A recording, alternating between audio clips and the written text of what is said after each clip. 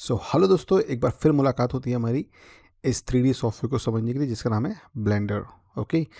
मुझे लगता है आप लोग इसके इंटरफेस से वाकिफ़ हो चुके हैं और अब आप लोगों ने ये भी समझ लिया इसमें कि किस तरीके से हम लोग बेसिक मॉडलिंग कर सकते हैं।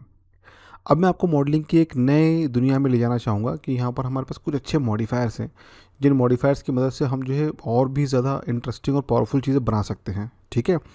तो आज की क्लास में भी हम क्या करेंगे कि मॉडिफायर को समझते समझते हम लोग मॉडलिंग करेंगे और फिर उसके बाद में हम उसको पूरे के पूरे एक इंटीरियर में भी कन्वर्ट करेंगे। ठीक है। तो कैसे करते हैं ध्यान से देखिए।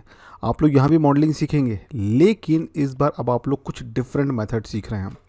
तो हमने क्या करा, हमारे प्रीवियस सीन में से हमने चेयर को डिलीट कर दिया। वो चेयर डिलीट हमने इसलिए कर दी, उसका रीज़न ये है कि ऑल्दो हमारे पास चेयर्स हैं, हमारे पास एक फ़ाइल जो मैंने आपको लास्ट क्लास में सेव कर दी उसमें चेयर्स हैं। इस वाली फ़ाइल में हम एक डिफरेंट प्रकार की चेयर बनाना चाहेंगे, जिसके लिए हम कुछ मॉडिफायर का इस्तेमाल करेंगे। मॉडिफायर होते क्या हैं वो मैं पहले आपको समझा दूँ। उससे पहले कुछ और इंटरेस्टिंग चीज़ें हैं। वो ये है कि जैसे मान लीजिए मेरे पास, आप यहाँ पे लेफ्ट साइड में विंडो देखेंगे, सीन कलेक्शन, इसमें लिखा है कलेक्शन, यहाँ लिखा है कैमरा, क्यूब एंड लाइट। तो कैमरा और लाइट दो ऐसे ऑप्शन है जो कि व्यू पोर्ट पर रहती रहते हैं। ये कैमरा कहलाएगा, ये लाइट कहलाएगी। ठीक है ना। ये व्यू पोर्ट पर रहती रहते हैं। हम किसी कैमरे की व्यू से हमें रेंडर निकलता है और लाइट की वजह से हमें शेड दिख रहा है यहाँ पे। इसके अलावा ये जो क्यूब जो है वो हमने, जिसकी मदद से हमने यहाँ पर टेबल बना रखी है। अगर हम इस टेबल को टेम्परेली छुपाना चाहें ना, तो इसके बगल में यहाँ पे आई का ऑप्शन दिख रहा है। दिख रहा है आपको, आँख बनी हुई है, आप उसको छुपा सकते हो। इसका फ़ायदा ये है कि अब आप कोई नई ज्योमेट्री बनाओगे ना, तो उसको बड़ी आसानी से क्रिएट कर सकते हो यहाँ पे डायरेक्टली। ठीक है। अब हम कोई नया ऑब्जेक्ट कैसे क्रिएट करते हैं, बहुत ही आसान है। कीबोर्ड पर शिफ्ट ए दबाइए। ठीक है ना। तो शिफ्ट ए दबाते ही आपको ये ऐड नाम का ऑप्शन, और यहाँ से आप जो चाहें वो मॉडल कर पाएंगे। और ये हमने पहले भी किया था। इसके अलावा जो ना ऊपर आप देख रहे हो, यहाँ पर टॉप में जो ऑब्जेक्ट मोड लिखा हुआ है ना, इधर भी आपको यहाँ पर लेआउट के जस्ट नीचे ऐड नाम से ऑप्शन दिख रहा है। यहाँ से भी क्लिक करके आप चाहें तो मैश की तरफ जा सकते हैं। तो यही वाला जो ऐड का ऑप्शन है ना, ये आपको शिफ्ट ए करने पे ओपन हो जाता है। कंट्रोल शिफ्ट और ऑल्ट, ये आपके लिए बड़े पावरफुल, बड़े अच्छे टूल है। इसके कॉम्बिनेशन के साथ में आप बहुत सारी विंडो खोल सकते हैं। और डायरेक्ट ऑप्शन भी आपके लिए बड़े पावरफुल है, जैसे ई हो गया, बी हो गया, या आई हो गया। इसके ज़रिए आप जो ना, जो भी आपने मॉडल किया उसको मॉडिफाई कर सकते हैं। ठीक है। तो इस बार हम क्या करते हैं, यहाँ पर हमने लिए क्यूब एज़ यूजुअल, जो कि हमेशा की तरह रहता है। अब हम क्या करेंगे, एक मेथड देखिए, बहुत ही इंटरेस्टिंग मेथड हम यहाँ पर यूज़ करने वाले हैं।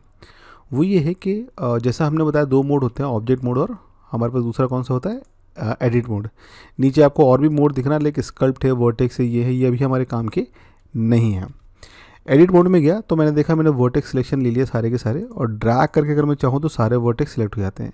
लेकिन अनफॉर्चुनेटली हमारे पास एक प्रॉब्लम ये है कि जब भी हम ड्रैग करके सिलेक्शन बनाएंगे ना, तो इसमें पीछे वाले वर्टेक्स हमारे सिलेक्ट नहीं हो पाएंगे। ऐसे मौके पे आप क्या करिए, जेड दबाइए कीबोर्ड पे, और जेड दबाते आप देखेंगे आपको यहाँ पर जो है नंबर ऑफ ऑप्शन दिख रहे हैं, जिसका नाम है material view, solid view, render view और वायर फ्रेम व्यू, है ना। दबाए रखिएगा। ये वैल्यू क्यों बढ़ रही है, कि हमने जेड को दबाए रखा हुआ ऐसा। मैंने बोला वायर फ्रेम, तो आप देख रहे हो वायर फ्रेम व्यू आ गया। अब वायर फ्रेम में पीछे का वर्टेक्स दिखता है तो वो सिलेक्ट भी हो जाएगा ऑटोमेटिकली। ठीक है। अच्छा, ये कैसे मालूम कि हमारा वर्टेक्स मोड ही ऑन है, वर्टेक्स ही सिलेक्ट हो रहा है, एज और फेस सिलेक्ट नहीं हो रहा है हमारे पास में। इसलिए कि एडिट मोड के बगल में तीन ऑप्शन है, वर्टेक्स, एज और फेसेस, ये मैं आपको पहले बता चुका हूँ। ठीक है। तो अभी हमें क्या करना है, अगर मैं वर्टेक्स मोड पे, तो ड्रैग करके सारे वर्टेक्स सेलेक्ट करिए। इसके बाद में आप मैश में जाइए, और मैश में यहाँ पे बड़ा अच्छा एक ऑप्शन है, नीचे आप जाएंगे ना, मर्ज का एक ऑप्शन है। ठीक है ना, जो कि एम प्रेस करने पर भी आता है। मर्ज आपको सेंटर में करना है, कर्सर पे करना है, कोलैप्स करना है, आप बोलिए एट सेंटर। तो ये सारे के सारे वर्टेक्स मिलकर जो ना सेंटर में चलेगा, और सेंटर में जाकर मर्ज होगा ये। तो अब मुझे क्या मिला, मुझे एक सिंगल वर्टेक्स मिला। ये बहुत ही इंटरेस्टिंग टेक्निक है, याद रखिएगा इसकी, ब्लेंडर की। और इससे हम बहुत पावरफुल चीज़ें बना सकते हैं। अब आपका सीन में कुछ नहीं है, सिर्फ एक वर्टेक्स से छोटा सा दिख रहा है आपको, ये आपका वर्टेक्स से छोटा सा। इसको मैं ड्रा करके अगर यहाँ रख लूँगा ना, तो इधर कुछ नहीं मेरे पास, वो वर्टेक्स ये रहा, छोटा सा वर्टेक्स। ठीक है ना। इस वर्टेक्स को मैं एक्सट्रूड कर सकता हूँ। तो यहाँ पर जो ना, मतलब फेस, एज और वर्टेक्स, जिसको चाहूँ उसको एक्सट्रूड करने के लिए आपको सिर्फ ई प्रेस करना होता है, और ये देखिए एक्सट्रूड होकर एक लाइन बना के चला गया। अगर आप यहाँ पे एक्स दबाए रखेंगे ना, तो ये एक्स डायरेक्शन में स्ट्रेट चलता जाएगा कुछ इस तरीके से। आपने क्लिक करा, ठीक है ना, फिर से ये प्रेस करा, इस बार आपने जेड दबा दिया, तो देखिए वर्टिकल डायरेक्शन में एक्सट्रूड हो गया ऐसा। फिर आपको एक्स में वापस जाना, तो आपने ई प्रेस करा एक्सट्रूड के लिए, और फिर से एक्स दबा दिया, तो इस बार आप अंदर की तरफ आ गए ऐसे करके, है ना। फिर से आपने ई दबा दिया, और इस बार फिर से आपने जेड प्रेस कर लिया, तो फिर से आप ऊपर चले गए कुछ ऐसा, एक क्लिक, और फिर से ई दबा करके एक बार फिर से जेड ले लिया आपने, तो एक और स्टेप आप ऊपर चले गए ऐसा करके। तो आप देख रहे हो, आपने बड़ा अच्छा जो ना यहाँ पे एक शेप बना के रखा है, जो कि बहुत ही इंटरेस्टिंग शेप है। देखने में हमको कुछ ऐसा दिखता है, ये देख रहे हो आप, ये ऐसा कुछ, ये अब इससे हम क्या करेंगे, याद रखिए पॉलीगन है, पॉलीगन के अंदर वर्टेक्स और एज दिख रहा है, वर्टेक्स और एज और वर्टेक्स और एज दिख रहा है, ये सब मैच है मेरे पास में। मैं एज में गया, मैंने सारी ये सेलेक्ट कर ली एक साथ, ये देखिए एज की एज सेलेक्ट हो गई मेरे पास में ऐसा। अगर मुझे इसको थोड़ा बहुत शेप मॉडिफाई करना है ना तो वो भी मैं कर पाऊंगा, लेकिन थोड़ा सा आगे बढ़ करके। अब मैंने बोला इसको एक्सट्रूड कर सकते हैं, यस, फिर से ई प्रेस करिए, देखिए एक्सट्रूड हो गया आपके पास में, बड़ा अच्छा। और एक्सट्रूड के साथ साथ अगेन आपको इस डायरेक्शन में एक्सट्रूड करना है तो आपने वाई प्रेस करा, ये देखिए ये वाई प्रेस करा तो ये आपके लिए एक्सट्रूड हो गया, ये शेप बन गया बड़े अच्छे से। मैंने बहुत छोटा शेप बनाया कुछ इस तरीके से ऐसा में है। और अगर आप चाहेंगे तो व्यू पोर्ट शेडिंग मोड में भी आ सकते हैं, वाई फ्रेम मोड में या ऊपर टॉप लेफ्ट कॉर्नर से भी आ सकते हैं, दिख रहा है आपको ये ऐसा ये। अब मैंने बोला वापस एज में चला जाऊँगा और मैं बोलूँगा इस एज को मैं थोड़ा सा पीछे कर देना चाहता हूँ ऐसा। कभी कभी आपके साथ ये हो सकता है कि अरे सर मुझे जो ना ये ऊपर का मूव रोटेट स्केल का आइकन दिखता नहीं है, तो आप देख रहे हो यहाँ पर आपको टूल मिलेंगे, यहाँ पे मूव रोटेट स्केल के आइकन मिल जाएंगे। इनका कोई शॉर्टकट नहीं, शॉर्टकट ऐसा है कि जी प्रेस करोगे तो आप इसको जहाँ चाहो फ्री स्टाइल मूव कर सकते हो। और एक्सिस डिफाइन करने के बाद में जी के बाद में अगर आपने जेड दिया तो ये जेड डायरेक्शन में जाएगा, और अगेन आपने जी प्रेस करके वाई दिया तो ये वाई डायरेक्शन में मूव करेगा। कैसे, देखिए जी और वाई, तो ये सिर्फ वाई डायरेक्शन में जाएगा यहाँ से यहाँ तक। और कंट्रोल जेड करके अंडू कर लूँ मैं ज़रा ऐसा, और अगर मैंने जी प्रेस करके एक्स दबाया ऐसा तो ये सिर्फ एक्स डायरेक्शन में आगे पीछे जा सकता है। अब मैं क्या करूँगा, इसके बाद में मुझे इसको जो ना मतलब इस पर्टिकुलर एज को पकड़ के थोड़ा सा बेवल करना पड़ेगा। बेवल करने से क्या होगा, ये एज मुझे दो हिस्सों में टूट जाएगी। तो आपके पास मुझे ना यहाँ पे बड़े अच्छे बेवल के ऑप्शंस होते हैं, आप देखोगे ये आपके लिए दिख रहा है बेवल का ऑप्शन। आपने बेवल पे क्लिक करा तो ये देखिए बेवल हो गया इस तरीके से, है ना, ऐसा करके। दूसरा ऑप्शन ये होता है कि चलो आप यहाँ से तो बेवल कर सकते हो, ये आपने सर एज को लिया और ये आपने बेवल कर दिया ऐसा करके इस तरीके से। और बेवल में नंबर ऑफ़ सेगमेंट डालने तो आप यहाँ से नंबर ऑफ़ सेगमेंट डाल सकते हो ऐसा करके ये। तो मैंने बोला अपन एक काम करते हैं, इस एज को ले लेते हैं, इस एज को भी ले लेते हैं और इस एज को भी, जिनको बेवल करना उन सारी एज को मैंने सेलेक्ट कर लिया ऐसा करके ये। तो मेरे पास में ये सिलेक्टेड है, ठीक है, शिफ्ट दबाया ये वाली ये सिलेक्टेड है, शिफ्ट प्रेस करा ये वाली ये सिलेक्टेड है, और शिफ्ट प्रेस करा ये वाली ये सिलेक्टेड है। इन सबको बेवल करने के लिए अपन ने बेवल टूल लिया और बेवल टूल के जरिए हमने इसको बेवल कर दिया कुछ ऐसा। अपने आप ये ऑप्शन बॉक्स विंडो खुल गई। कभी आपको ये ऑप्शन बॉक्स विंडो ना दिखे ना तो आप देखना नीचे यहाँ पे दिख रही होगी आपको, इधर आप इसको एक्सपैंड कर सकते हो। इसमें नंबर ऑफ़ सेगमेंट डालो ताकि ये अपने आप स्मूथ हो जाए, ठीक है ना। और उसके बाद इसकी मोटाई और विड्थ आपको बढ़ानी है, आपको बढ़ा दो। तो बड़ा अच्छा एक राउंड फ्लो बन गया मेरे पास में। अब मैंने क्या करा कि मैंने इन सारे के सारे फेसेस को सिलेक्ट करा, एक फेस पे क्लिक, अच्छा फेस सेलेक्ट करने के लिए आप क्या करोगे, यहाँ पर चले जाओगे ये फेस वाले ऑप्शन पे, फिर आपने ये वाला फेस ले लिया, देन ये वाला फेस ले लिया, और अगर ऑल्ट दबा के आपने आखिर पे क्लिक करा ना तो आपने फर्स्ट वाले को लिया, देन आपने डबल क्लिक करा तो पूरे के पूरे फेस सेलेक्ट हो गए। इनको ही मैं एक्सट्रूड कर सकता हूँ भाई साहब। एक्सट्रूड करने के लिए भाई साहब आप देखोगे ये एक्सट्रूड का ऑप्शन है, इसमें सबसे पहला जो सिंपल एक्सट्रूड है ना उसको आप क्लिक कर लिए ऐसा ये, और जैसे ही आपने इसको एक्सट्रूड करा ये देखिए एक्सट्रूड बाहर निकला है। अगर मुझे एक्सट्रूड बाय वो करना है, क्या बोलते हैं, नॉर्मल, तो आप एक्सट्रूड के ऑप्शन बॉक्स में जाइए और आप बोल दिए एक्सट्रूड अलॉन्ग नॉर्मल। आप ड्रैग करेंगे तो आपकी नॉर्मल के अकॉर्डिंग एक्सट्रूड हो जाएंगी चीज़ें आपकी एकदम परफेक्ट, कुछ इस तरीके से देख रहे हो आप ये ऐसा। अब मुझे जो है इनकी एज को राउंड करना है भाई साहब। अब आप यहाँ से देखो क्या बढ़िया चीज़ शुरू होती है। मैं अभी एडिट मोड में हूँ, मैं बाहर आऊँगा ऑब्जेक्ट मोड में। ऑब्जेक्ट मोड में जाने के बाद आप देखोगे यहाँ पर जहाँ पर मेरे पास में प्रॉपर्टी होती है ना, ये पहला ऑप्शन है ऑब्जेक्ट प्रॉपर्टी, इसके जस्ट नीचे मेरे पास होते हैं यहाँ पे मॉडिफायर्स। मैं क्लिक करूँगा तो मेरे पास यहाँ पे कई तरह के मॉडिफायर मिलते हैं जिनको मैं यहाँ पे ऐड कर सकता हूँ। मान लीजिए मुझे इन्हें कॉर्नर राउंड करने हैं, ये सारे जो एज है ना ये सब राउंड करने हैं मेरे को, ठीक है ना। तो उसके लिए मैं एक मॉडिफायर लाऊंगा जिसका नाम है बेवल मॉडिफायर। ये देखिए बेवल सी सरफेसेस क्या होगी, थोड़ी सी राउंड हो गई, दिख रही है आपको ये। अब बेवल में डिफाइन कर सकता हूँ कितना राउंड मेरे को रखना है इनको, ये आप अमाउंट और सेगमेंट ये दो चीज़ डिसाइड कर सकते हो ऐसा। तो मैंने बोला भाई जैसे यहाँ पे लिखा 30 डिग्री, अगर मैं फ़िलहाल इसको 0 कर दूंगा ना तो हर एक एज जो है ना वो बेवल हो जाएगी, जो यहाँ पे एजेस थी वो भी बेवल हो जाएंगी। और उसके बाद में जो है मतलब वो जो पैरामीटर है मेरे पास में इसको और कम करें पर कुछ ऐसा ही है, ये देखिए इतना बेवल कर दिया। सेगमेंट डाल दूंगा ये स्मूथ हो गया। बट नंबर ऑफ़ एंगल में अगर मैंने 30 डिग्री डाल दिया तो इसका मतलब ये होगा कि जो एज में अगर 30 डिग्री से कम का मोड़ है तो उनको बेवल नहीं करो, लेकिन ये वाली एज 90 डिग्री तक मोड़ वो है बेवल, तो उस पर आप बेवल कर सकते हो। तो ऐसे क्या बेवल का ऑप्शन लगा सकते हो। बट बेवल से पहले एक और इंटरेस्टिंग चीज़ बता दूँ मैं आपको, फिर अपन आगे बढ़ते हैं, ठीक है। तो मैंने अगर मैंने फ़िलहाल के लिए बेवल हटाना है तो आप किसी मॉडिफायर को एक क्रॉस की मदद से हटा भी सकते हैं ऐसे करके, ठीक है ना ये।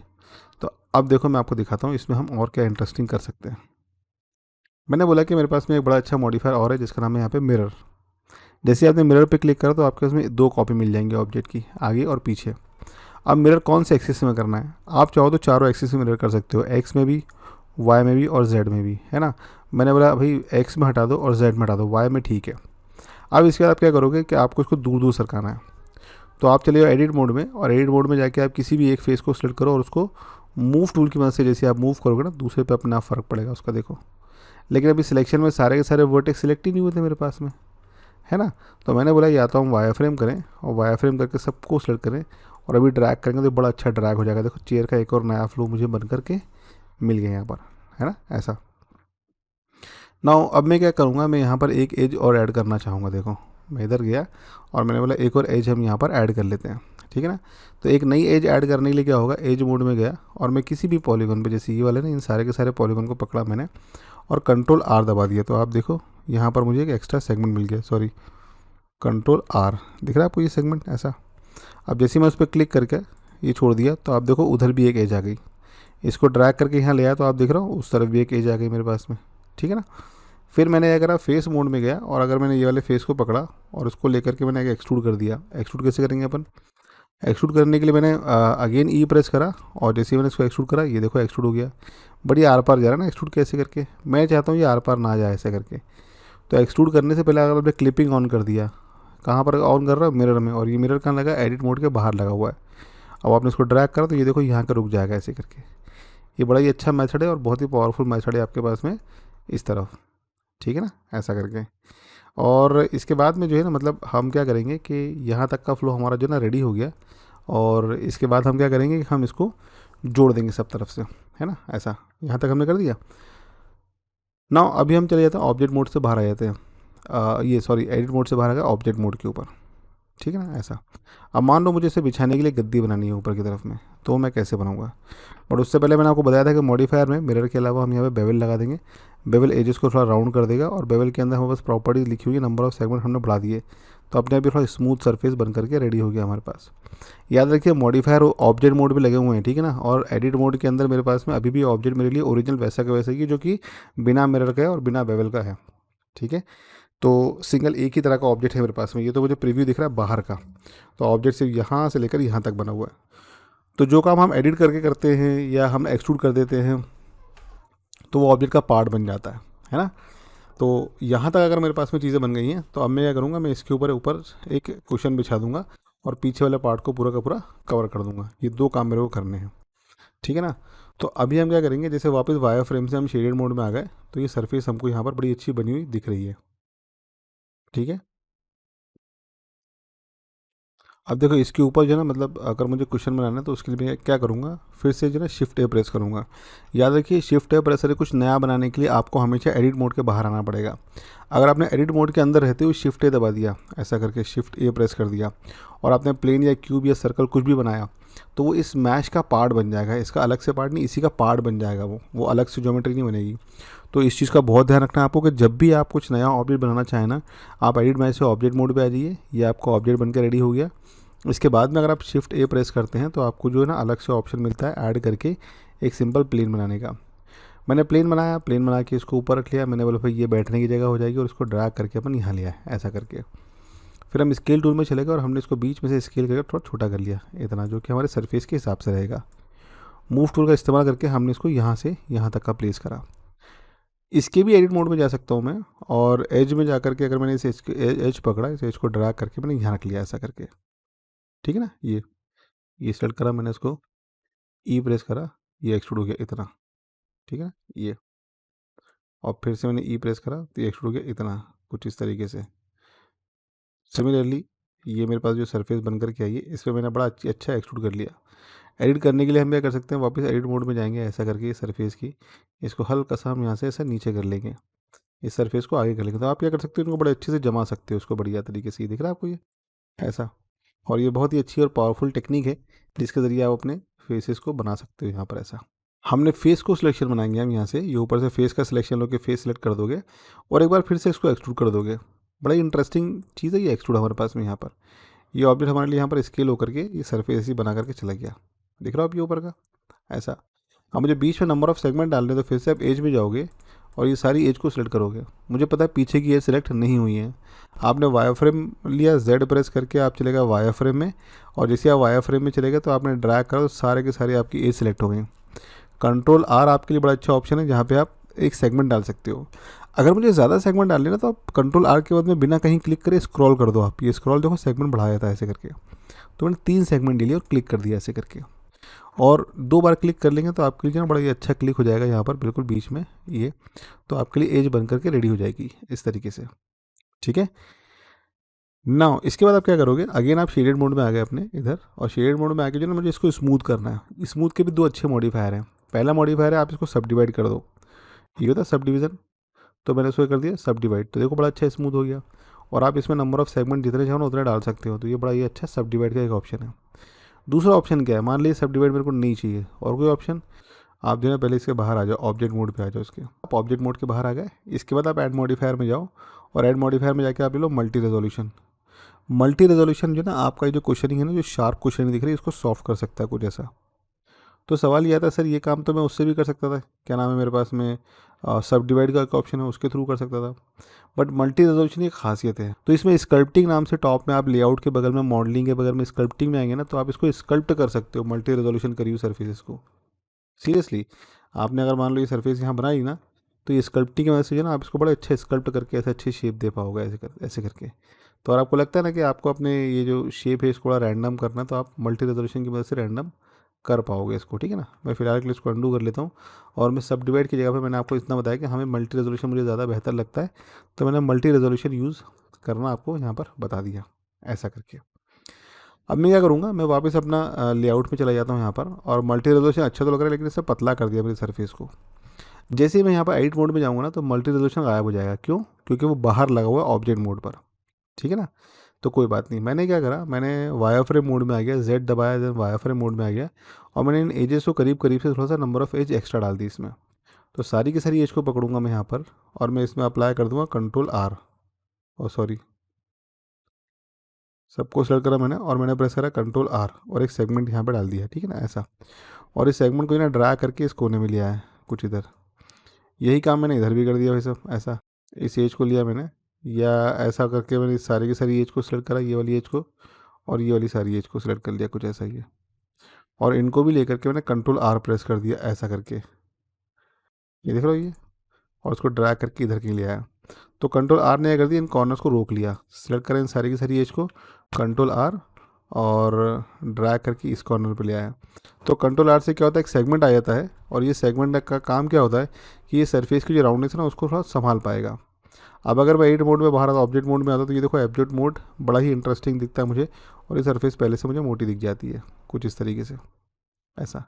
और मुझे मान लीजिए इन कॉर्नर को बड़ा सॉफ्ट करना है या राउंड करना है, तो आप क्या कर सकते हो, स्कल्पटिंग में जाओगे ऐसा, और स्कल्प में जा कर के आप क्या करोगे कि इसको बड़ा ही स्मूथ कर लोगे ऐसा। ये देख रहे हो आप, ये स्मूथ, अब मैं स्मूथ कैसे कर पा रहा हूँ, मैं स्मूथ कर पा रहा हूँ इसको स्कल्पटिंग की मदद से, है ना।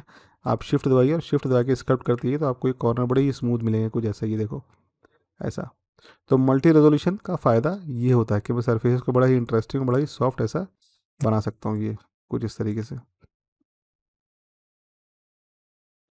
तो ये मेरे पास में एक बड़ा ही अच्छा टूल है जो कि मैंने आप लोगों के सामने रखा, और आप लोग इसको समझ गए होंगे कि इससे हम बहुत अच्छी चीज़ें डेवलप कर सकते हैं। क्या आप लेआउट में आ जाइए, और शिफ्ट प्रेस करके, शिफ्ट ए प्रेस करके, और मैश में जा करके एक क्यूब ले लीजिए चाहे तो, या फिर आप चाहें तो प्लेन ले सकते हैं। अगर मैं क्यूब भी लेता हूँ ना, तो मैं इसको क्यूब की मदद से ही बना सकता हूँ। कैसे? आप स्केल टूल में आइए, इसको स्केल करके कुछ इतना चपटा कर दिए कुछ ऐसा ही है, और स्केल करके इसको छोटा भी कर दिया कुछ इस तरीके से ऐसा।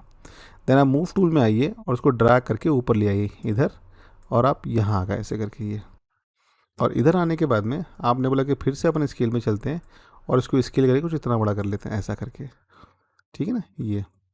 एंड देन उसके बाद में मैंने मूव टूल की मदद से इसको ऊपर ले लिया कुछ ऐसा करके ये। अब मुझे बीच में एजेस चाहिए, तो एज़ यूजुअल मैं जाऊँगा सबसे पहले वायर फ्रेम मोड में, तो जेड दबाया और मैं वायर फ्रेम मोड में आ गया। फिर मैं एज में चला गया, ऑब्जेक्ट मोड की जगह पे मैं एडिट मोड में चला गया यहाँ पर, और मैंने सारी की सारी एज को सिलेक्ट करा, और फिर मैंने एटलीस्ट यहाँ पे 3 एज डाल दी। कैसे? कंट्रोल आर और स्क्रॉल की मदद से मैंने 3 एज ले ली। ठीक है ना, ऐसा 3 एज लेने के बाद मैंने जस्ट क्लिक कर दिया, और वहीं के भी एक और बार क्लिक कर दिया।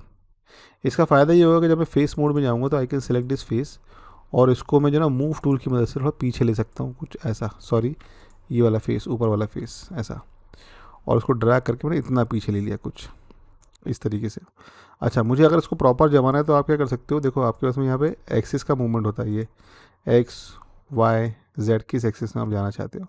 तो आप एक बार जो एक्सिस को चेंज कर लो अपने हिसाब से, कुछ ऐसा ही है, जिस भी एक्सिस में आप जाना चाहते हो ऐसा करके, और इसको स्क्रॉल कर लिया।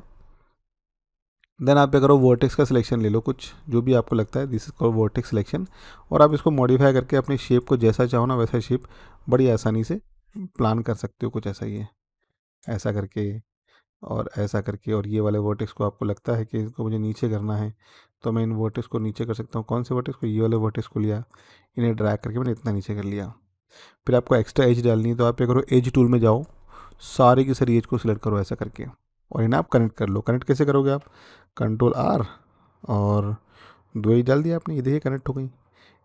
एंड इसको आपने नीचे की तरफ रख लिया ऐसे करके। देन आपने इसको सिलेक्ट करा दोनों को, कंट्रोल आर, और दो एज आपने ऊपर डाल दिया ऐसे करके, इनको थोड़ा ऊपर रख लिया ऐसे करके। देन आप फ्रंट में आ गए, आपने फ्रंट पे सबको सिलेक्ट करा ऐसे करके, कंट्रोल आर, और यहाँ आपने तीन एज डाल दिए ऐसे करके ये, और इसको आपने बिल्कुल बीच में रखा कुछ इस तरीके से ऐसा करके।